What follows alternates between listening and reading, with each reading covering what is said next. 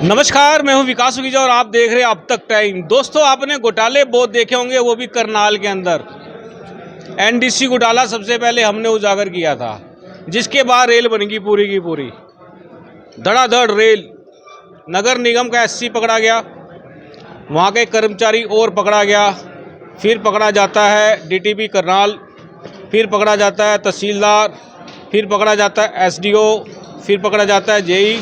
लेकिन मामला फंस जाता नगर निगम में आकर। वार्ड नंबर 2 के पार्षद बलविंदर सिंह बराड़ ने एक बहुत बड़ा खुलासा कूड़े का किया। कूड़े के अंदर भी घोटाला हो जाता है, ये सोचने वाली बात है। ऐसा नहीं है, आपको बता देते हैं कूड़े में घोटाला आखिरकार होता कहाँ है। आजकल जो लोगों का कूड़ा घर से उठकर डंपिंग स्टोर में जाता है, वहाँ से होता है इसका घोटाला। सीधी बात करेंगे बलविंदर बराड़ से और उनसे जानते हैं कि उन्होंने आखिरकार ये घोटाला पकड़ा कैसे है। बलविंदर जी, क्या घोटाला है? सर, हमारे सर आए बैठे हैं दिनेश प्रताप जी, वो पूरा बता देंगे आपको बढ़िया तरह से। मेरी बात फिर लंबी हो जाएगी, चलो मैं बता देता हूँ। ऐसे है कि इसमें तो ये है कि ये जो कूड़ा जो यहाँ से उठा के ले जाया जाता है, वहाँ जाके इसकी खाद बनानी होती है। ये वहाँ पे खाद बनाने के लिए हमारे से 375 रुपये पर टन के लिए नगर निगम से लेते हैं, लेकिन ये वहाँ खाद ना बना के ये कूड़े को डायरेक्ट खेतों में बेच देते हैं। अगर हमने खेतों में बेचना ही है तो हम किसानों को कहेंगे कि यहीं से उठा के ले जाओ, हमारा कोई पैसा ही नहीं लगेगा। तो ये लगभग 50 लाख रुपए का खेल जो मीडिया ने भी देखा है, जिसकी वीडियो हमने वहाँ पे स्क्रीन पे लगा दी है, कोई भी देख सकता है। क्योंकि हम कोई राजनीति करने नहीं आए, जनता की सेवा करने के लिए हैं, उसका फर्ज निभा रहे हैं। दूसरी बात यह है कि इन्होंने, ये तो एक कूड़े के ठेके का घोटाला है, हर घोटाला ऐसे ही किया जाता है। और मैं ये कहता हूँ कि ये ठेकेदार को भूल जाओ। ठेकेदार के नाम पे टेंडर छोड़ के अधिकारी ठेकेदारी कर रहे हैं कूड़े की और सफाई के नाम पे, क्योंकि ये लाइव काम होता है, इसका कोई प्रूफ नहीं बचता। मौके पे पकड़ा गया तो पकड़ा गया, नहीं तो बाद में एक बार जैसे सीवरेज सफाई के नाम पे अंदर मेन होल जो ड्रेनेज वाटर सफाई के नाम पे ये घोटाला करते, एक बरसात आती है तो कोई निशान बचता नहीं है। उस मामले में ये बहुत बड़े घोटाले करते हैं और शहर को लूट के खा गए। हम ये कहते हैं कि करनाल में या हरियाणा में कोई प्रोजेक्ट आया तो पत्रकार भाई मेरे को बता दें। जब हरियाणा में आज तक कोई प्रोजेक्ट ही नहीं आया है तो 2.5 लाख करोड़ कर्जा कैसे चढ़ गया? वो इसी भ्रष्टाचार के कारण चढ़ा है। और तभी सारे भ्रष्टाचार का सफाया पहले कांग्रेस ने किया था, बीजेपी ने किया है। तो इनका सफाया करने के लिए हमारी आम आदमी पार्टी की जरूरत पड़ी है। और इसीलिए 10 साल पहले बनी पुरानी पार्टी को लोग इतना बड़ा मैंडेट दे रहे हैं कि आज हमारी 2 स्टेटों में सरकार है। और आने वाले समय में जब बहुत हमारी सरकार बुलंदियों पे होगी तो ये सारे भ्रष्टाचार नाम की चीज़ नहीं बचेगी। और मैं देशवासियों को ये कहना चाहता हूँ कि अगर इकोनॉमी को अमेरिका के बराबर या बड़े देशों के बराबर लाना है तो केजरीवाल को लाना ही पड़ेगा, नहीं तो ये अनपढ़ लोग जाति और धर्म के नाम पे लड़ाते रहेंगे, क्योंकि सबसे सस्ती इनको राजनीति जाति और धर्म के नाम पे लगती है। बलविंदर जी, बड़ा सवाल है ये, आपने कूड़े में से घोटाला कैसे बाहर निकाला? सर, मैं बताता हूँ, ये कौन सा नई बात है। पिछली बार मैंने 3 साल पहले खेत में जाके लाइव करा था, आपकी टीम ने लाइव किया था, तो वहाँ पे जाके क्या हो गया? कुछ भी नहीं हुआ था। इसलिए मैं 1 महीने से लाइव वहाँ जाके कर सकता था, लेकिन मैंने लाइव क्यों नहीं करा कि पहले मैंने लाइव किया था, वो अधिकारी सस्पेंड तक भी नहीं हुए थे। इसीलिए मैंने अब की बार केवल लाइव नहीं किया, मीडिया भी साथ में ले गए और एनजीटी के जो चेयरमैन है प्रीतम पाल सिंह जी, उनको भी लाडी संधू और मैं वहां पे लेके गए थे, ताकि कोई खाना बचे ही ना। और साथ में वीडियो बना के वो सीडी एलसीडी चल रही है, कोई गुंजाइश नहीं है। लेकिन ये बहुत बेशर्म है। जब तक कोर्ट कार्रवाई करती है उससे पहले मुख्यमंत्री जी क्या कार्रवाई करते हैं, ये मुख्यमंत्री जी को साफ करना चाहिए। आपको क्या लगता है, कार्रवाई होगी? मुझे लगता है अब कार्रवाई करनी ही पड़ेगी। जैसे डीटीपी में मजबूरी में डीटीपी अंदर चला गया, ये कुणाल मदान भी अंदर जाएगा, सारे अधिकारी भी अंदर जाएंगे, क्योंकि कोर्ट भी अभी हमारे देश में बचा है, कोर्ट पे उम्मीदें भी हमारे देश को बची है। बलविंदर जी, डीटीपी की बात कर रहे हो, विक्रम सिंह की, डीटीपी वाले पूरे मामले के अंदर डिस्क्लोजर कुछ आ रहा है, उसके बाद जो डायरी आ रही थी बड़े बड़े अधिकारियों के नाम आ रहे थे, सब जो शहरवासियों का धर्म था उन्होंने निभा दिया, उन्होंने प्रूफ दे दिए, पकड़वा दिया। आगे सरकार का धर्म इन्होंने क्या करना है और कोर्ट का धर्म है उन्होंने क्या करना है। नहीं, इसमें भी बड़ा सवाल है कि डीटीपी को आपके करनाल के शहर के लोगों ने नहीं पकड़वाया, पकड़वाया, पानीपत के लोगों ने पकड़वाया। हाँ जी, पानीपत के लोगों ने पकड़वाया, वो काम तो करनाल में कर रहे थे ना। करनाल तो सबसे ज़्यादा भ्रष्टाचारी शहर हो चुका है, या दिल्ली तक के लोग यहाँ पे भ्रष्टाचार कर कर के काम कर रहे हैं। करनाल वालों को काम करने कौन दे रहा है? नहीं, आपको क्या लगता है अगर कार्रवाई नहीं होती उसके बाद क्या करोगे आप लोग? कार्रवाई क्या, जेल में 1 साल से पहले जमानत नहीं होनी, आगे कोर्ट उसको भी छोड़ देगा तो कोर्ट पकड़ेगा किसको? बिल्कुल दोस्तों, आपको बता दें यदि कोर्ट ने छोड़ दिया, कोर्ट में तो अभी गए नहीं है, छोड़ेंगे कहाँ से, बड़ा सवाल है अपने आप में। और जिस तरह से एनजीटी के जो चेयरमैन यहाँ आए उनको सारे प्रूफ दिए गए हैं, ये भी बड़ा सवाल हो जाएगा कि इतना बड़ा खुलासा होने के बाद हरियाणा सरकार कार्रवाई करती है या नहीं करती है, ये भी गर्भ के अंदर है। बाकी देखने वाली बात होगी कि आखिरकार ये कार्रवाई होगी कब। मेरे साथ लाडी संधू, उनसे पूछ लेते हैं। लाडी जी, क्या कहना चाहेंगे आप? सर मैं तो यही कह रहा हूँ कि हमने जो कल मौके पे देखा है, जितना करप्शन, और जज साहब अपने हाथ खड़े कर गए थे भाई, इतनी बरसात आ रही है और इतने इतने जो मेन पॉइंट है उनको दिखाना चाह रहे थे, वो बोले हमें हर चीज़ अब क्लियर हो चुकी है, इसके ऊपर आप क्या दिखाओगे। मैं आपको सर अभी वीडियो दिखाता हूँ, आप उसको देखिए कि वो मौके पे कैसे हाथ जोड़ रहा है। ये देखो सर, आप दिखाइए और इसको लाइव कीजिए कि वो बंदा बोल क्या रहा है। ये देखो और ये सुनो, बिल्कुल हाथ जोड़ रहा है। बिल्कुल दोस्तों, देख सर सकते सुना, हैं। सुनो।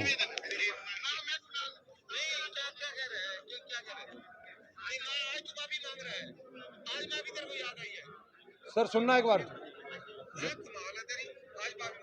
हाँ,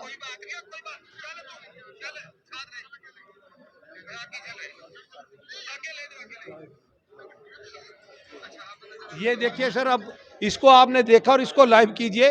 और हमने तो कल मौके पे लाइव करके अपने पेज से बलविंदर जी के हमने लाइव दिखाया, और जज साहब ने ये कहा भी इससे ज़्यादा हमको और कोई करप्शन नहीं हो सकती। बोले जी और दिखाते हैं। हमने कहा, उन्होंने कहा और हमें कोई ज़रूरत नहीं, हमें और नहीं कुछ भी चाहिए। लेकिन हमें उम्मीद थी कि मुख्यमंत्री की जी की अब जमीर जागेगी, लेकिन रात तक हम देखते रहे कि अभी FIR हो जाए। रात भी सुबह अभी तक FIR नहीं हुई। और भारतीय जनता पार्टी के किसी भी वर्कर की जुबान नहीं खुल रही, जो लोगों पे ट्वीट करते थे। कोई हमारे ये करनाल के पांचों विधायक, चाहे वो आज़ाद हैं, एक आज़ाद है, 4 दूसरे हैं भारतीय जनता पार्टी के, किसी का, किसी प्रदेश अध्यक्ष एक का, कांग्रेस का भी है। एक कांग्रेस का, सारे इकट्ठे ही हो रखे हैं। जैसे सिमरनजीत सिंह मान के कल सारे इनके उनकी सपोर्ट पे तो थे ये सारे भारतीय जनता पार्टी और कांग्रेस ही। सिर्फ अगर कोई बोला है तो कल भी सिमरनजीत सिंह मान के खिलाफ जो भगत सिंह बोला है, भगत सिंह जी के बारे में बोला है, आम आदमी पार्टी ने, बलविंदर सिंह ने और हरजीत सिंह लाडी ने अभी तक ट्वीट किया। अभी तक कोई ट्वीट नहीं आया। आपको पता होना चाहिए, किसी भारतीय जनता पार्टी के आदमी का ट्वीट नहीं आया कि भगत सिंह जी के खिलाफ आप कैसे बोल रहे हैं। अकेले अभी तक हमारी पार्टी ही कल की ये बात बोल रही है। और जितना करप्शन को पत्ते दर पत्ता खोल रही है वो हमारी पार्टी। और हमने कल भी कहा था, हमारे पार्टी के नेतृत्व, जो शीर्ष नेतृत्व आए हुए हैं, इनकी सलाह से जब भी हमें अभी 2-4 दिन वेट करके 10 दिन जैसे इनका आदेश होगा, बेबुनियादी DC के घर के आगे या उनके ऑफिस के आगे बेबुनियादी धरना देंगे। जैसे दिनेश जी आए हुए हैं, हमारे बड़े नेता हैं, जो हमें आदेश देंगे हम उनकी बात मानेंगे। बिल्कुल दोस्तों, हमारे साथ है आम आदमी पार्टी के बड़े नेता है दिनेश जी। उनसे, हरियाणा के प्रभारी है, उनसे बात करेंगे, उनसे जानने की कोशिश करेंगे कि संगरूर का एक MP, जिसको सीधा सीधा कह सकते हैं कि देश में खालिस्तान की मांग करने वाला खालिस्तानी, मैं सीधा सीधा कह रहा हूं, ये सिमरनजीत सिंह मान नहीं है, ये खालिस्तानी है। जिस तरह से कल इसने करनाल में आकर बवाल करने की कोशिश की है, देश की शांति को भंग करने की कोशिश की है, और तो और आपको बता दें, ऐसे एलिगेशंस लगाए उस व्यक्ति ने जिसकी जितनी निंदा की जाए उतनी कम है। हम सीधी बात कर लेते हैं। दिनेश जी, आपको क्या लगता है? बिल्कुल ठीक कहा आपने।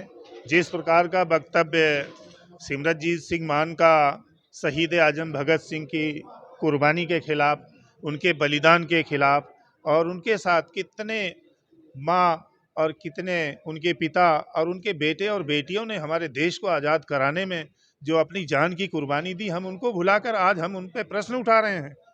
हमारा स्तर इतना गिर गया है, हम शहीद आजम भगत सिंह की कुर्बानी के एक तिनके के बराबर भी हम सरकार होके भी कुछ नहीं कर पा रहे हैं। एक आम आदमी की तो बात छोड़िए, उन तक हम कुछ, हमारा भी कोई इतना स्टैंडर्ड बन ही नहीं पाया है कि हम शहीद आजम भगत सिंह के खिलाफ बोलें, अशफाकुल्ला खान के खिलाफ बोलें, हम और जो हमारे शहीद हुए हैं इस देश में, शहीद अपना सुखदेव राजगुरु के खिलाफ कुछ बोल पाएँ।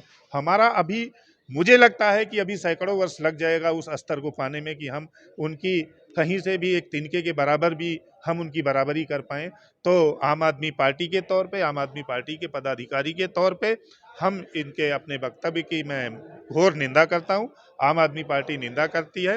हाँ, शर्म की बात यह है कि कल से लेके आज तक भाजपा और कांग्रेस का कोई एक ऐसा नुमाइंदा नहीं है जो इसकी निंदा करे, कोई ट्वीट करे, कोई उनको नोटिस जारी करे, कोई सरकार के खिलाफ इतनी बड़े वक्तव्य का, इतने घटिया वक्तव्य के खिलाफ कोई एफआईआर लॉन्च करे। अरे लोकतंत्र है कहाँ भाजपा के सामने? आप लोग क्या कर रहे हैं? आपकी पंजाब में सरकार है, दिल्ली में सरकार है, तो और पंजाब का ही एक एमपी आकर इस तरह से बवाल खड़ा करता है। आपकी आम आदमी पार्टी सरकार क्या करने वाली है? बिल्कुल आप ठीक कह रहे हैं। हर जोर जुल्म की टक्कर में संघर्ष हमारा नारा है।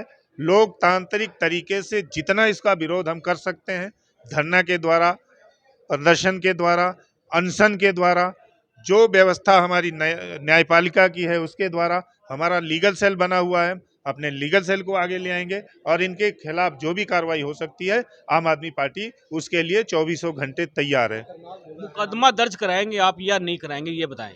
बिल्कुल मुकदमा, मेरी यहाँ से भी अपील है, आपके माध्यम से भी अपील है, हमारे और साथी रिटर्न में भी दे के आएंगे। बिल्कुल मुकदमा होना चाहिए ताकि इस प्रकार का कृत्य और किसी को करने का साहस ना बन पाए। ये जहाँ की जो गवर्नमेंट है उसकी नैतिक जिम्मेदारी है। अगर कानून और लोकतंत्र की कोई व्यवस्था है तो तत्काल प्रभाव से इनके खिलाफ एक्शन होना चाहिए और इनकी जगह बाहर नहीं, जेल के अंदर होनी चाहिए। बिल्कुल दोस्तों, आपको बता दें सिमरनजीत सिंह मान के खिलाफ आम आदमी पार्टी मुकदमा दर्ज कराने की तैयारी में है। ये आखिरकार कब होगा ये जान लेते हैं, क्योंकि मेरे साथ हरियाणा के प्रभारी हैं। कब कराने वाले हैं कार्रवाई?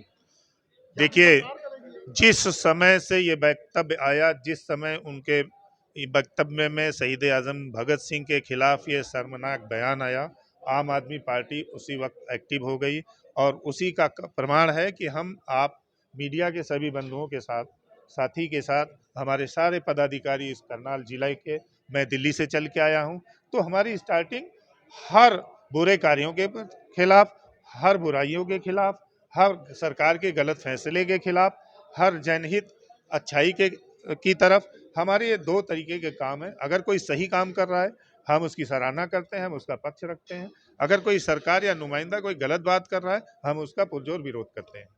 मेरा सवाल का जवाब नहीं दिया आपने। मुकदमा कब दर्ज कराएंगे, कराएंगे नहीं कराएंगे, कब करनाल के एसपी को मिलेंगे? मैंने कहा कि प्रशासन के पास अगर कहीं से भी थोड़ी भी शर्म हया बची हुई है, कोई कहीं से भी थोड़ी बहुत नैतिकता है, तो उन्हें मुकदमा दर्ज कर देना चाहिए। आप कंप्लेंट दे रहे हैं? बिल्कुल, हमारी पार्टी कंप्लेन देने के लिए तैयार है। मैं कह तो रहा हूँ कि आपके माध्यम से भी हमारी कंप्लेन है। जो और तौर तरीका है एफआईआर दर्ज कराने का, अगर उनको कहीं से ये लगता हो कि हाँ ये वक्तव्य गलत नहीं है तो हमसे वो डिबेट कर सकते हैं। आम आदमी पार्टी उनसे डिबेट करने के लिए तैयार है। किस प्रकार से, किस आधार पे शहीद आजम भगत सिंह के खिलाफ, हमारे शहीदों के खिलाफ, हमारे देश को आज़ाद कराने वाले वीर सपूतों के खिलाफ वो प्रश्न चिन्ह कैसे उठा सकते हैं? तथ्य है उनके पास, कोई आधार है उनके पास में। तो मैं समझता हूँ कि जिसके इशारे पे इस तरह का बयान आ रहा हो, जिस पार्टी और जिस परिवार के वो सदस्य हैं, उनके खिलाफ भी कार्रवाई होनी चाहिए और इस देश की जनता शहीद आजम के खिलाफ गलत बोलने वाले को बर्दाश्त करने वाली नहीं है। दोस्तों आखिरी सवाल पूछ लेते हैं और आपको बता दें सिमरनजीत सिंह मान को खुली चुनौती हमने भी दी है। अब तक टाइम्स विकास सुखीजा ने खुली चुनौती दी है, जब मर्जी सिमरनजीत सिंह मान खुली बहस करने के लिए मेरे पास आ सकता है, उसकी संतुष्टि कर देंगे और उसको बता देंगे कि आखिरकार खालिस्तान का लफड़ा क्या है। आखिरी सवाल जान लेते हैं पंजाब से। सिमरनजीत सिंह मान संगरूर से एमपी बन जाते हैं, आपकी पार्टी की सरकार है, कहां से चूक होगी? देखिए, ये जनतंत्र है और जनता को किसी का भी सपोर्ट और किसी का विरोध करने का पूरा अधिकार है। जनता ने जो फैसला किया उसका हम स्वागत करते हैं। हाँ, कुछ कमियां हमारी, हम शायद अपनी बातों को रख पाने में कामयाब नहीं हो पाए होंगे। सत्ता पाना या किसी सीट पे हार जीत हमारा मकसद नहीं है, व्यवस्था ठीक करना हमारा मकसद है। उसके साथ हम अपनी बात पे खड़े हुए हैं। हाँ, लास्ट की एक बात मैं भी आपसे कहना भूल गया था कि सिमरनजीत सिंह मान के खिलाफ एफआईआर करके और किसी अच्छे अस्पताल में ऐसे व्यक्तियों का इलाज होना चाहिए। बिल्कुल दोस्तों, मानसिक संतुलन खो चुके हैं, ये स्टेटमेंट चल रही है। लाडी जी कुछ कहना चाह रहे थे आप?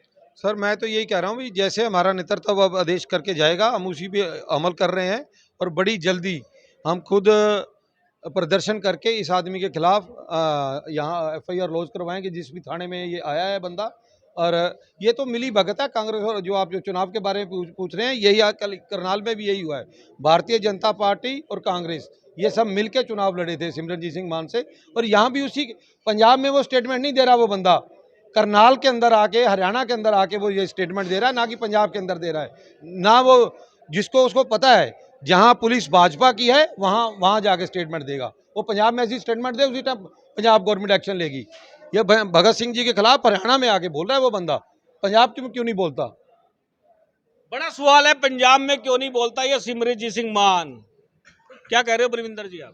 लाडी जी सही कह रहे हैं कि पंजाब में बोलेगा तभी तो हमारी पार्टी उसके ऊपर मुकदमा दर्ज करेगी। अब यहाँ बीजेपी की सरकार है तो आप कहो कि हम मुकदमा दर्ज करेंगे, हम कैसे कर सकते हैं? हम तो पंजाब में तो कर सकते हैं। कंप्लेंट तो कर सकते हो, कंप्लेंट करो यहाँ पुलिस को। ऐसे कंप्लेंट जो हमारा लीगल सेल है उससे पूरी डिस्कस करके हम कंप्लेंट करेंगे। कोई इतनी बड़ी पार्टी कोई कंप्लेंट कर दे तो उसके लिए लीगल सेल की सलाह के बगैर कैसे? लीगल सेल का क्या रोल हो गया बलविंदर जी?